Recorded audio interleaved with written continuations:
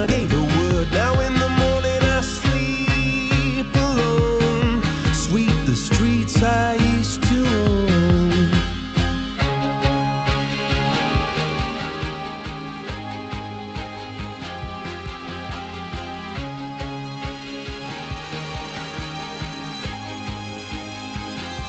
I used to roll the dice, feel the fear in my enemy's eyes.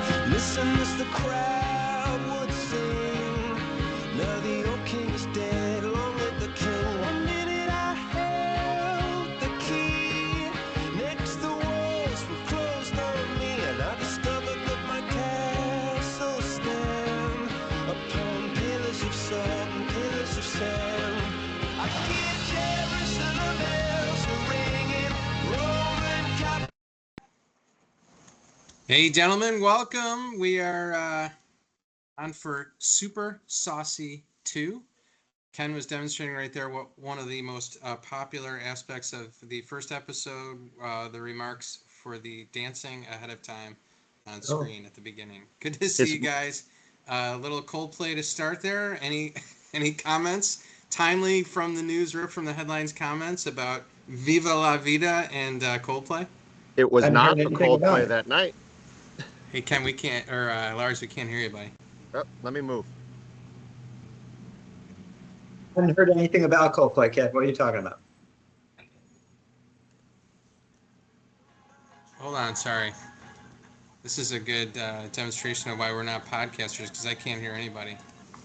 All right. I could I'm hear good now. Lars and I could hear Ken. I could hear all of them. You were the only one that couldn't hear. Can you hear me now? That's what We his can hear you. faculty says. Good.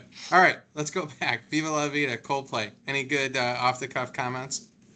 It was not a Coldplay that night last week. That was not a Coldplay. I I feel like we all almost- should have like scrambled. Immediately dove under the table when I heard that playing. I thought that was what you do. It seems to be the new dance. Did you see the Philly Fanatic? That was a good Coldplay? one. Yeah. That was a good. Things they could have done instead. My favorite suggestion is he should have pretended to have been giving her the Heimlich maneuver and been like, "Oh, say," he would have gone to hero status. What a knucklehead. I mean, really, both of them. Talk about, like, first of all, let's just call it the obvious, the brazen, ethical, cheating on your spouse, having an affair problem first, right? Okay, put that aside for a second. Then just talk, not to minimize that, but then the stupidity in front of 65,000 people. And then the stupidity not just to somehow play it cool. And then, I love this one, and you guys have seen this before with people that probably we know or have experienced, the narcissism. So his comment about, it's unfortunate that our private moment in front of 65,000 people You're right. was, used this way, or that this had to be shared, and now this has happened. Well, what a dummy. I just think it's the whole social media, it's a bad thing and terrible to do to your spouse and so on. But the fact that the entire country has spent this amount of time talking about a Kisscam and all of that, just it's almost this obsession that people have with other people's business. I think that is problematic as well. And the fact that everybody has an opinion and everybody thinks that they should hear the opinion versus like, I will tell you, I saw it and I've paid little attention. I'm just so annoyed that stuff just becomes such a source of discussion, etc., when it's really between them and their spouses, not everybody in the world. Yeah. But That's in the an effort- scourge of social media, right? Like your status update, your tweet, your Instagram post that you deserve to know what I'm doing, when I'm cooking, what I'm thinking right now. In an effort Without to a help doubt. Sister Saucy go viral, however, I thought it'd be a good idea today if we each went around the window and talked about our most embarrassing moments or our greatest ethical violation. And, just go ahead, Profess. We'll start with you, Kevin. I'm going into a tunnel. I think I'm going to lose you all. Yeah. Yeah, the audio's not working very well in here. I'm sorry. What was the question?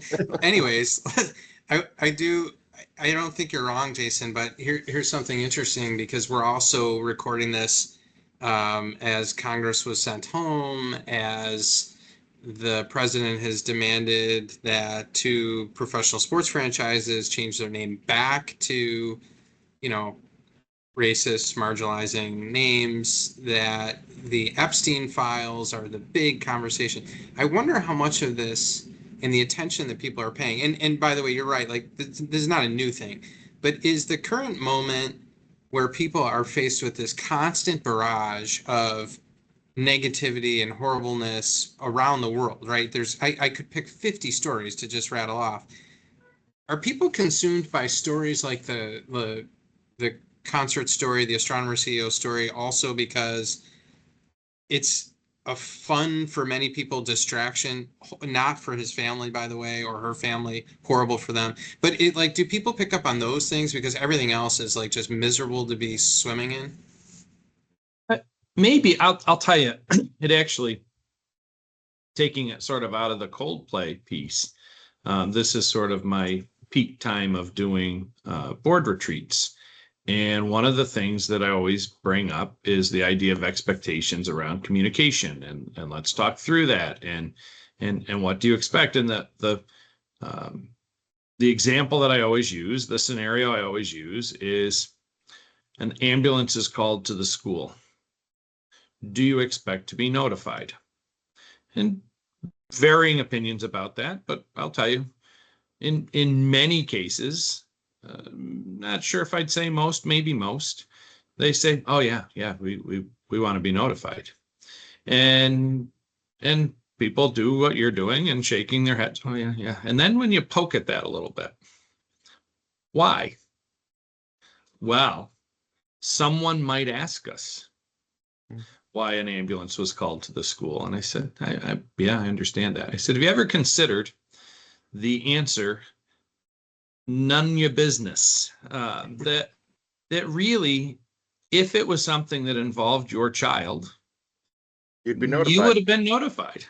And it's and not that they then say, oh, you're right, and I agree, that, but it's a really interesting, I think, conversation to say, what is your business and what's not your business? And so I think to some of this, where people get this sense of entitlement to information that may really have nothing to do with them. And so you take the Kisscam and so on, and now everybody's digging into their family dynamics and all that, and really none ya. It's just none your business.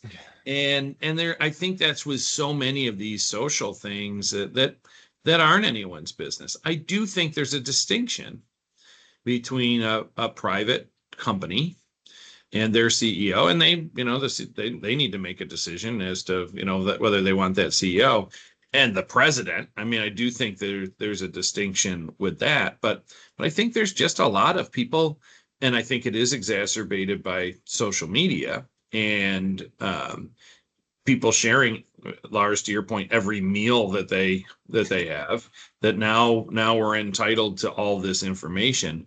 But I do think it's problematic in the school setting too, that we're not we shouldn't be in a place where anything that ever happens with anybody, whether it's personal or not, becomes general public entitled information. I think you're right. And I think that your word before, Kevin, that it's a distraction from the world, is also true. What comes out of Washington right now, at all levels, and it seems in all hallways, is these abstract fights, the naming of professional sports teams and the files. They're certainly not abstract to key communities, but for us, they're fairly abstract, going about our day and our life when we're worried about other things that are happening in the community. You open the newspaper, house prices are high, there's food insecurity, housing insecurity, after school program funding is on the line and frozen, now just unfrozen, but immigration matters, wars. It's low-hanging fruit to just worry about someone else's juicy problem, because all this other stuff you're dealing with at work and at home can feel overwhelming. So listen, a few quick items. First of all, Jason, the camera eats first. You should know that. Secondly, I just got used to Say that again. What? the camera eats first. We know this. You don't know this? The photo before you eat. I like Anyway, I that. love know this this. expression. I like Anyway. that. I'll send I you my like where it's breakfast going. shortly. Anyway, also, I just got used to Hail to the Commanders. So if we're going to switch back, I'm going to need some time to adjust. But it sounds like, this focus on, Schadenfreude, taking pleasure in others' pain. I think that's the Coldplay issue. And I think it's something we contend with as district leaders. The media would much rather pay focus and attention to something that goes wrong than to celebrate something that goes right. And part of steering the ship is to guide people towards the good and making sure we focus and celebrate our successes, but also know how to navigate some of the negativity that's thrown our way. And, when you say leadership starts at the top, it's setting the tone for focusing on positivity and not allowing, to get dragged down into it. And this time of year would be really easy to do that with the news that's coming in from a state and national level. How much time have you spent this summer talking about the cell phone ban that's coming across New York State? It's kind of a black and white issue. Students can't have their phones out.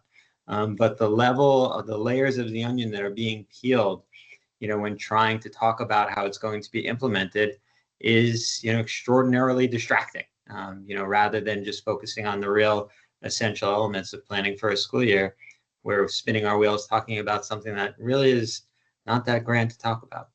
I think for so many people, it's like, what's more interesting, right? When you open up your inbox and you're just tired of, I have a few pieces that I read every morning. One is the New York Times brief.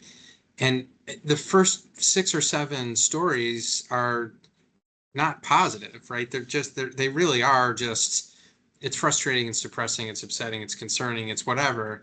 And people are in this space where it's more interesting to open up Facebook and look at the funny meme of the referee with his arms around Patrick Mahomes being Coldplayed, right? So I think there's just that basic piece of it's just more interesting to people and they're tired of the other things. But I don't want the moment to go by without just at least acknowledging, because as leaders, there's this issue too, and we don't have to dig far into it other than to say, you gotta be a whole lot better and smarter than having an affair with a person who works in your organization and you supervise, in all likelihood, number one, and number two, just the model for your organization. And that's probably a whole topic for another podcast, but I think as leaders, I just want to acknowledge and own that issue too, that, the model that we provide for people is awfully important. But I think that Ken touches on a couple of really important pieces, which, it is a distraction, and we should unpack a little bit about funding, about what we're doing over the summer, about those pieces. But I just thought the Coldplay thing was interesting. And if I could have found a way to find a way to do a meme or a GIF hugging you guys, I would have done it, but it just didn't happen.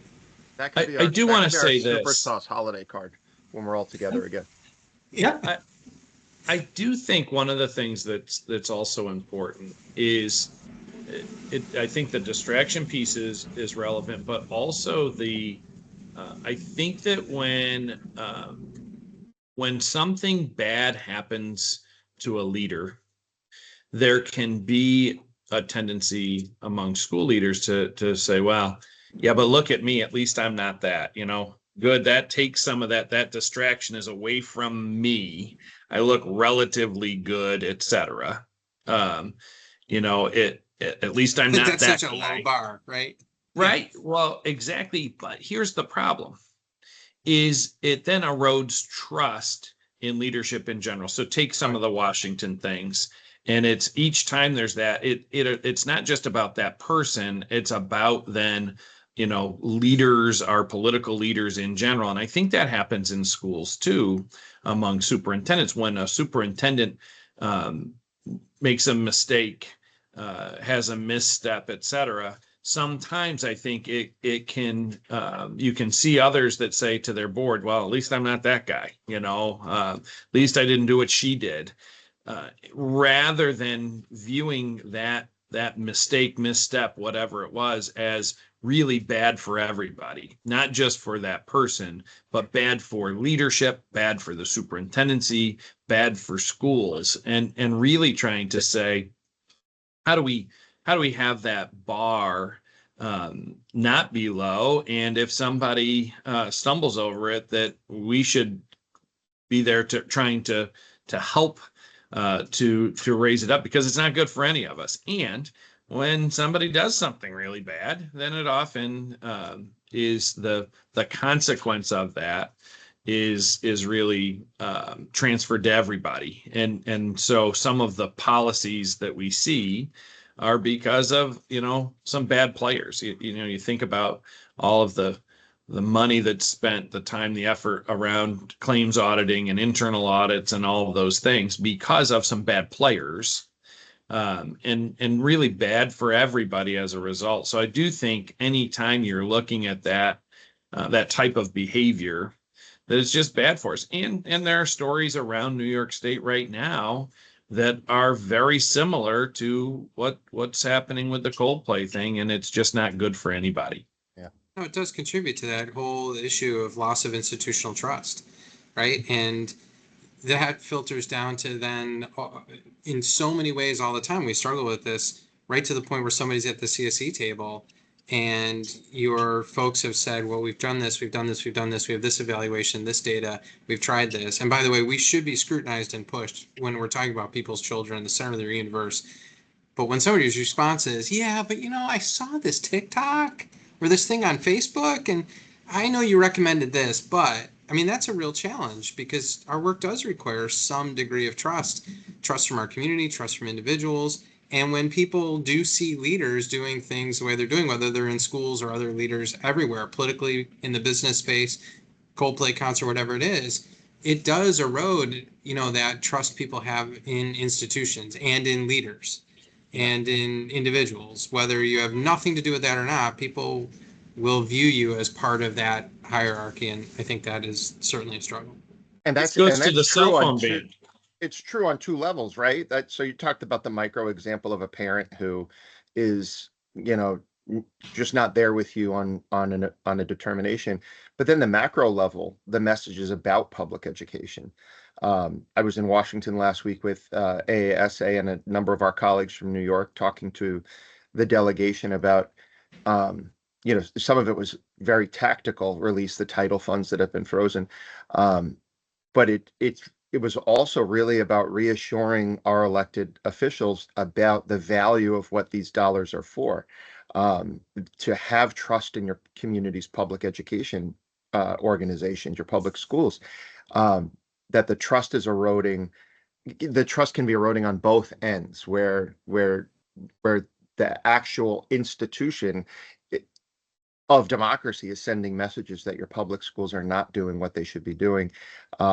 And we find ourselves, I think, like running, to go back to your commanders, Ken, where we're blocking for our organization in many instances, reassuring up and reassuring down that these are solid institutions, and our programs are high quality for all the kids that we serve. We're in this position of, it's not a salesman, but it's certainly a brand defender. I don't know if that's the right word either, but I find last week I was doing a lot of that in Washington, talking about the tactical thing, but also reassuring, here's what your public schools are doing, here's what your leaders are up to in your community, and how your kids are being served.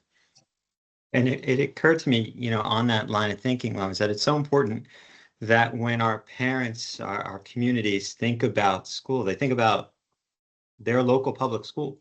It's, I think, less, we have to be concerned about what's happening at the federal level. We have to be concerned about what's happening at the state level. But parents who put their kids on the bus in the morning, much less so.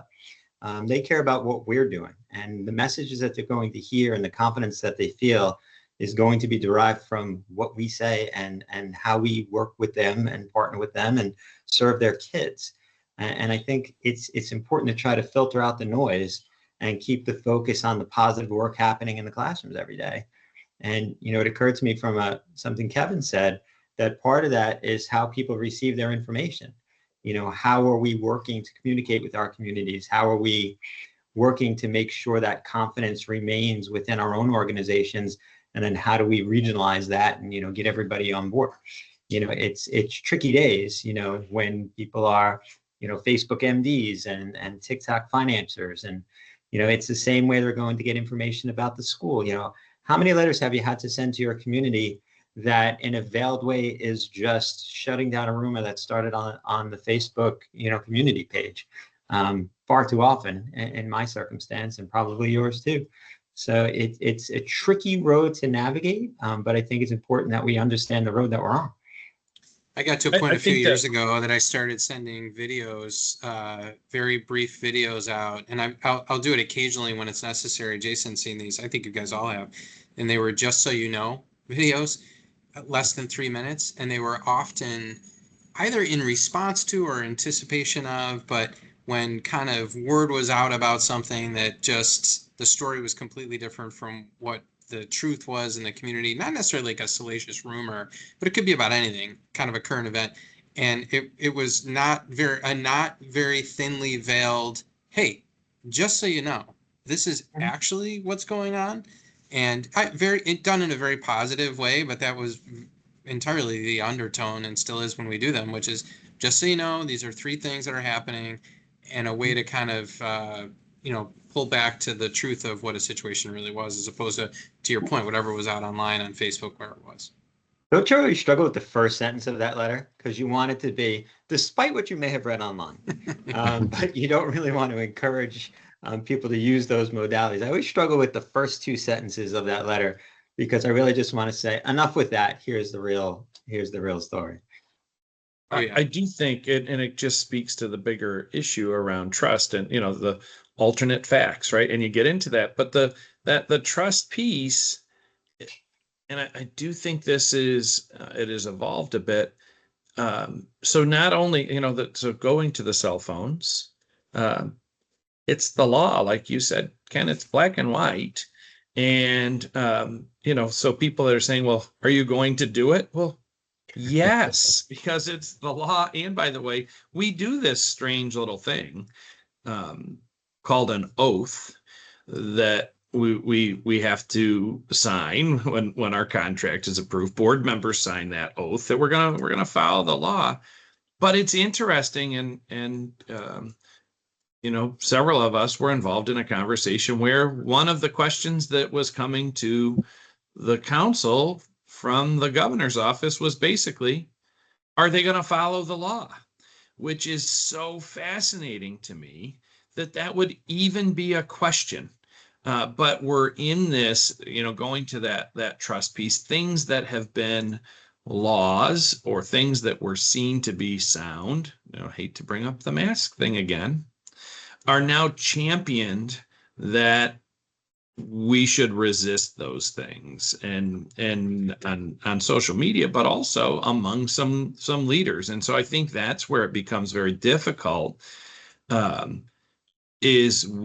The letter of the law may be black and white, but people's interpretation and their lack of trust or lack of credibility somehow that institutions have now is not so black and white, and that now everything may be gray.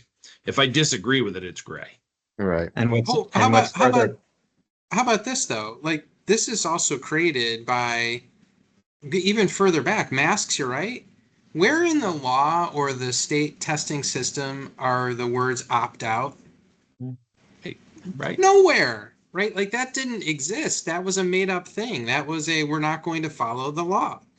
And there's history before that too, but that was really, to me, in our time frames, where it became the biggest. And I mean, it almost pales in comparison now after going through the pandemic and the other things that have happened over the last bunch of years. But that was huge at that point. And Yeah. that was when we started this trend of, well, no, our communities are going to say we're not going to do that. And we know also there were superintendents in places that had the difficulty and had challenging conversations with their board about, I know you're directing me to not do this or to do this, but I actually have to by law. I've taken this oath. My certification requires it. And there had to be some intervention in places to explain to boards that that's fine. You can tell that person to do that. Then they can no longer be a superintendent of schools. They'll have to, relinquish their certification. They took an oath. And so we're kind of like reaping the benefits, not the benefits, but the results of that at this point. I think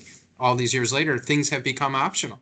I agree with you. The cell phone law is really clear. Whether you agree with it, disagree with it, think it could have been done differently, schools could have worked out their own plan, it's not really a choice at this point. So Right. where are you guys with that, by the way? I think it's a good question. By the way, know, Ken here- Scott's are the same thing. I mean, we're in this where the contradictions become really difficult. So you've got these communities that have just gone through this forced mascot change, and then you have discussions at the federal level around go back. I think that's where, again, just a challenging time to try to navigate. We also have a government that is often saying you don't have to follow the law, right? So, and arguments between branches of government of what is the law, what's required, what's not required. So that, let's go right back to that issue of loss of institutional trust. Well, it's being contributed to by a constant barrage of, you don't really have to do that. Sorry, I think I interrupted Lars and probably Ken at some point. Well, Kevin, you made a point how the words opt-out never appeared in state regulations, but people were opting out of testing left, right, and center. There was as you well know, a recent Supreme Court decision giving parents the right to opt out of certain practices. So it's that movement has made all its way to the highest court in the land and will impact, the work that we have ahead of us and raise challenges in many communities about a set of work that we take great pride in. So it's real, it's in front of us, and it's how we're best going to navigate it while maintaining that trust within our own communities. I think that the oath we take gives us the very clear black and white of what we need to do. But to your point, Jason, we do live in the gray. I had a conversation with a member of the governor's staff around this, and she asked that question, are people going to follow this? And I said exactly what you said. Yes, we took an oath. We're absolutely going to follow it. It's easy to follow the law, but where we live in the gray is changing culture, changing understanding of why this law might be in place. And if you've read The Anxious Generation, I think all of you have, or have kids of your own, you see that it's a compelling problem, the use of screen time. So yeah, we can have a policy in place by August 1st. We absolutely do. That's done. We check the box. We're in compliance. But I know that on September 1st, I'm going to see cell phones, and because there is a cultural shift and evolution that needs to take place. And if we have an understanding of that, or as leaders, we have to to sell that understanding that this is an evolution. I have a feeling your opt-out numbers are probably down now, right? They certainly are in my community, but that took a long time to restore the trust in assessment and what we do with that information. We can very easily follow the law, but that's the first step of the journey. The next is bringing people along as to why this might be important. Not all laws are right. I see challenges with this law. I expect the exemptions to become a challenge for us.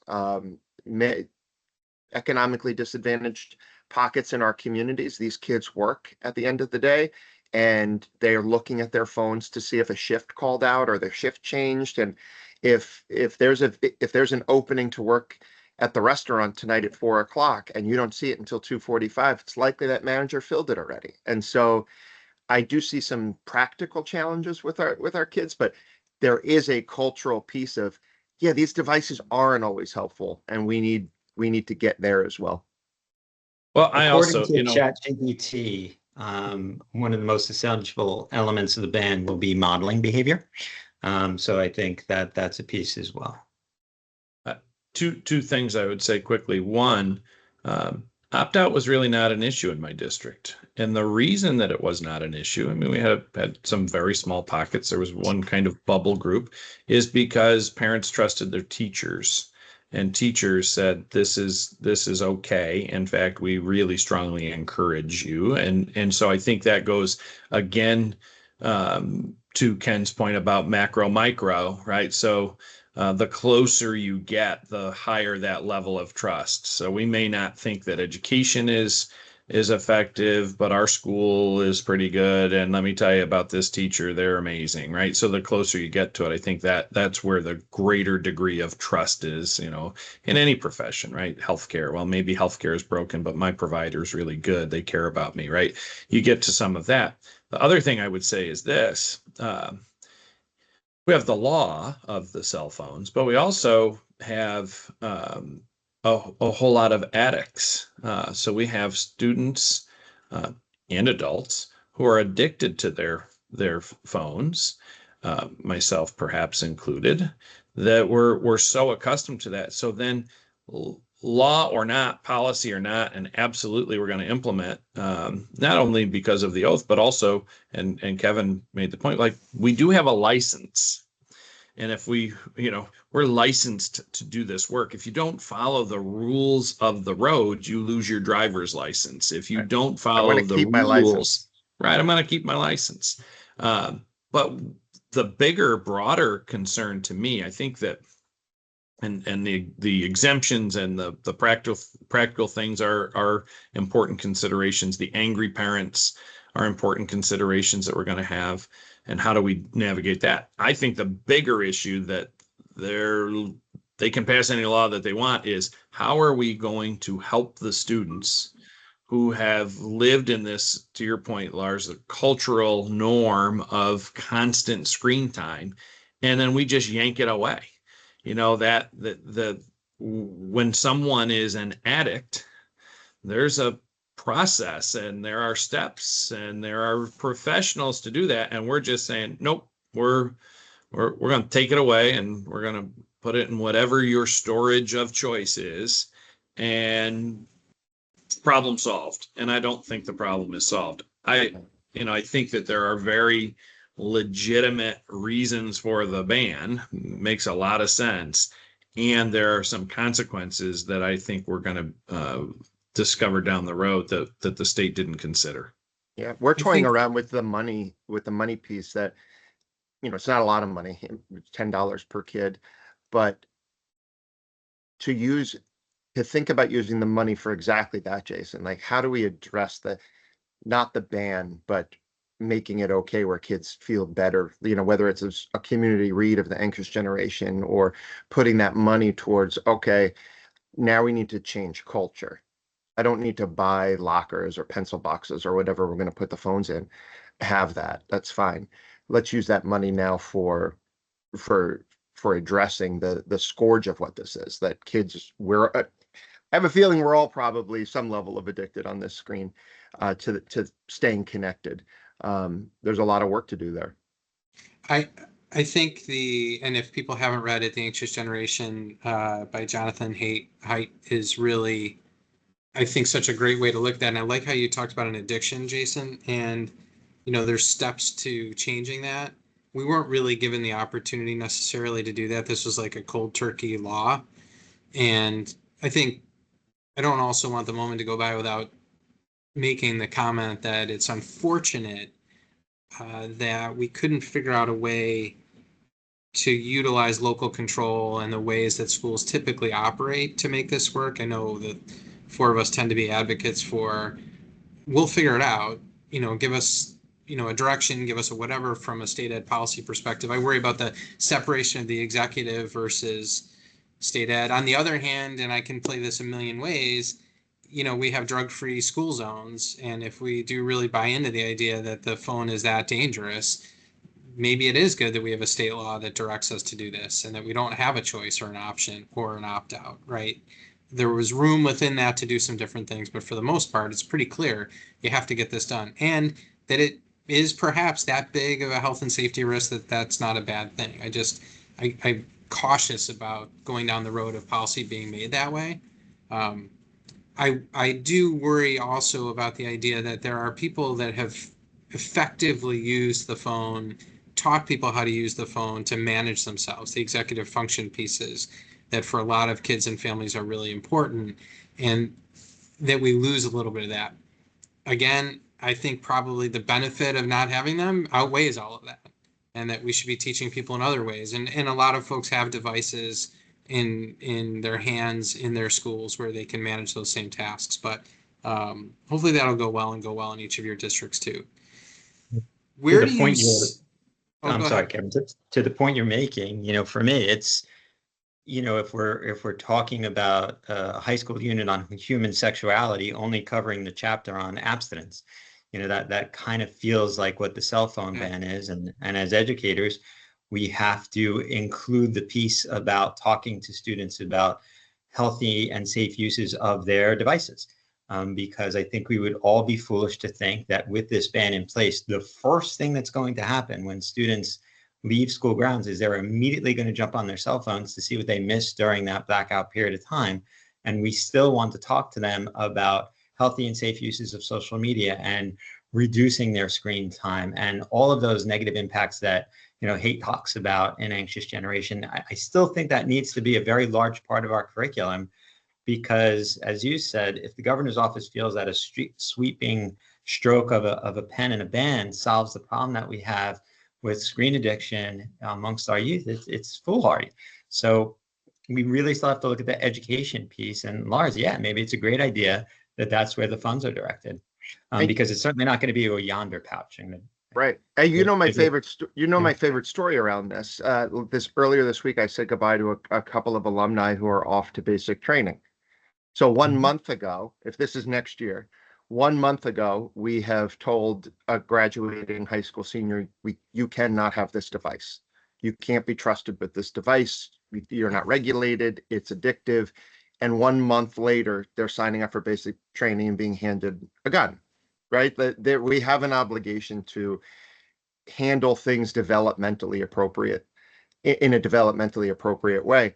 And if they're getting their phones at 2:45, we've lost them for the day, and we're losing that opportunity to have that conversation and have that piece of our basic responsibility. We teach kids to drive through driver education programs, right? And we teach them to exercise. We teach them, academics in a developmentally appropriate way. We're not putting my 9-year-old, out on the, practicing with seniors, but the same might be true here, and we might miss that opportunity.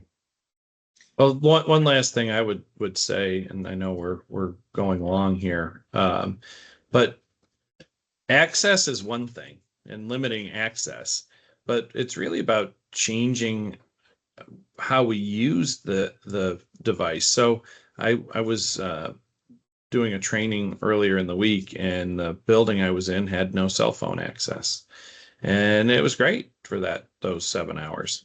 And then I got to my car, and as I started to drive, my phone exploded, and it was all of the same messages over and over and over, all of the things then that I still had to do. And, the use didn't change. It just delayed it. I still had to make all of those contacts, all of that access that people have to us, that connectedness, so I still had 47 text messages that I had to reply to. Yeah. And frankly, people that weren't thrilled that I hadn't replied sooner. Well, there's the Because expectation of that's the instant cultural communication. shift. Yeah. Right. And if I was recently in something where someone was a little late and not replying to their message, and right away it was worry, not and they're maybe not available, but like, gee, I hope everything's okay. And I've certainly had that happen where you miss a message, and geez, are you okay? Or are you upset with me? Or because of this, we're accustomed to this constant, and we're people who, well, you guys lived in different places than me. I'm just a poor country folk. But we had a party line when I grew up. And I remember my parents saying, listen, say whatever you want on the phone to your girlfriend, but keep in mind your grandmother or Mrs. Brown may also be on the phone and may hear all that. We have this access piece, and we grew up in a very different way. The students that we're talking about have never lived in a scenario where that wasn't that access, and parents expect, friends expect, Yeah. everybody expects that instant availability, communication. Again, my kids track me more than I'm anyone else. Like, why are you here?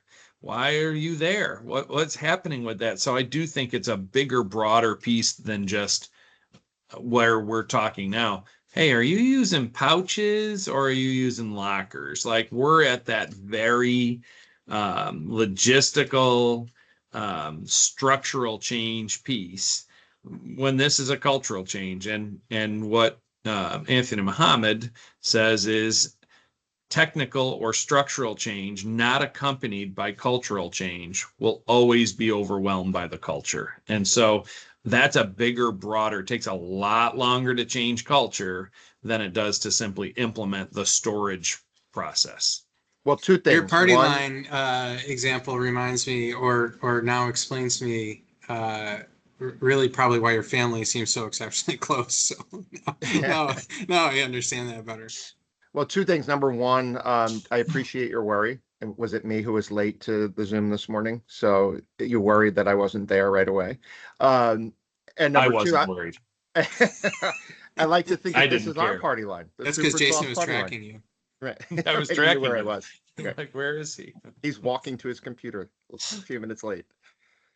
I And I think like the that super sauce is our party line. well, it totally is, but I do, I think also I want to mention, and then I should probably somebody should steer the ship to a couple of quick topics because I know we need to end and have some time limits on here. But there is this issue of figuring out a way though to disconnect too, right? So you just mentioned how great that was for 7 hours, and I think a lot of our kids, because we've had this in place at least our middle school now for a couple of years, have actually found relief in that. And I know, you're part of the reason why your phone blew up and people were worried is you're better than most, better than me for sure, getting back quickly to people. And I really appreciate that about you. But finding ways to disconnect and maybe lowering the expectation a little bit is important too. So, on Sundays or before a certain time or after a certain time, I think are strategies that people have found to be really important. Let's hit a couple of real quick things before though we wrap, because again, some people have to go.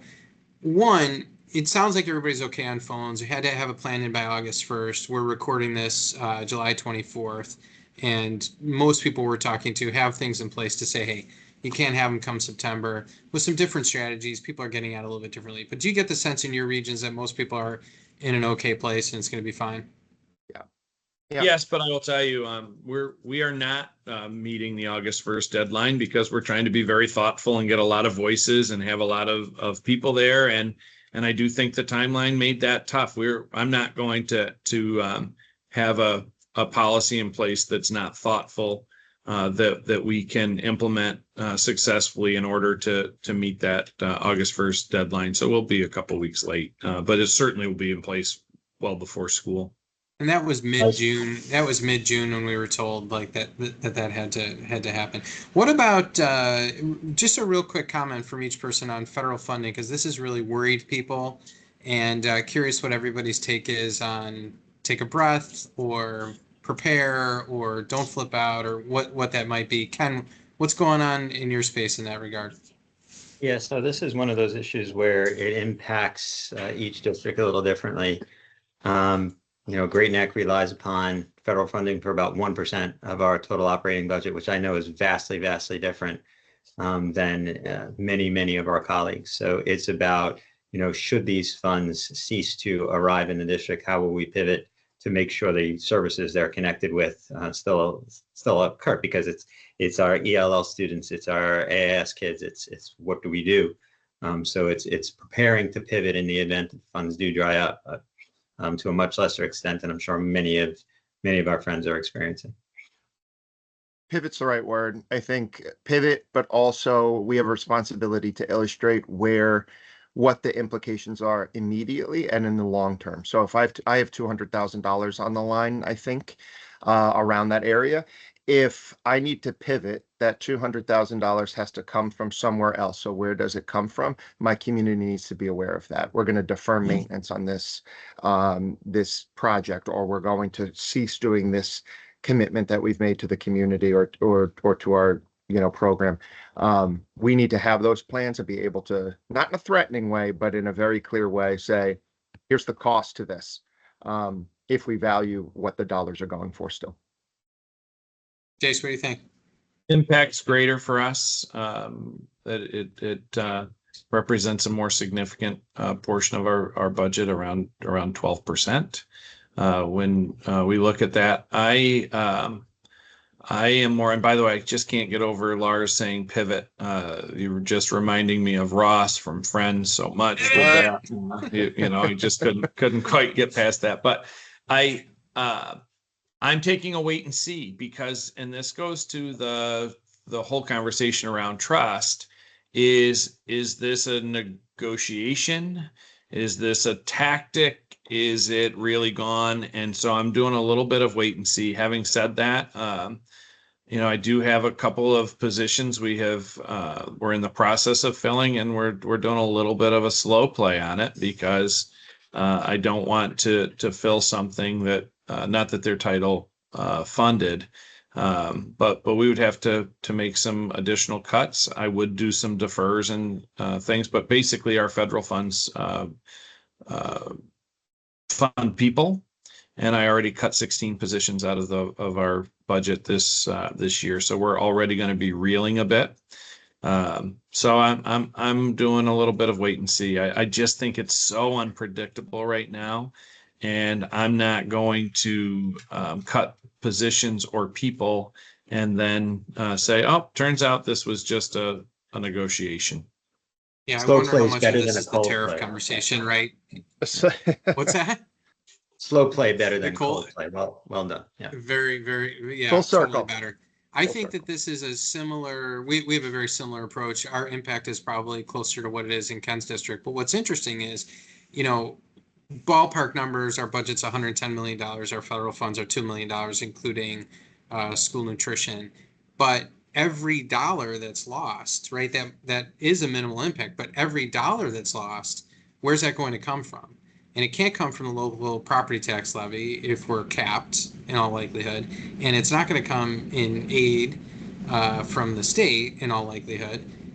For us, that would be 4% on the tax levy, that amount of revenue. So there is still a significant impact, but we're in the same place, which is basically a wait and see. And I think we've encouraged people that have talked to the three of us, you know what?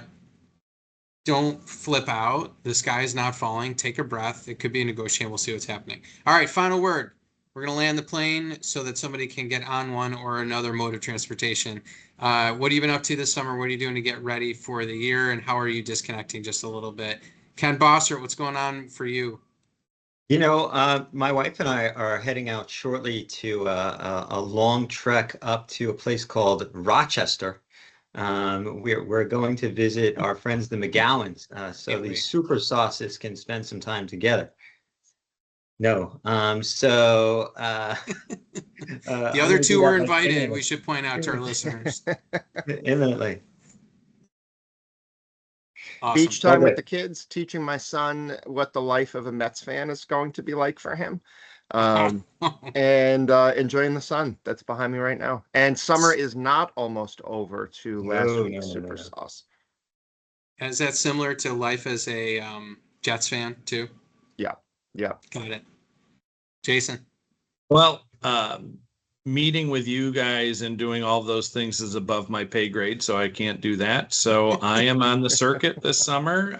It's PLC Institute time, it's board workshop time, it's leadership workshop. So I'm enjoying my circuit, and we are eagerly awaiting the arrival of twin granddaughters here in the next month or so. So we're on baby watch a bit. So not Baywatch, like Lars, as he's wanna running watch through me the run? beaches. He's running through the beaches of Southampton. I'm working and waiting for babies.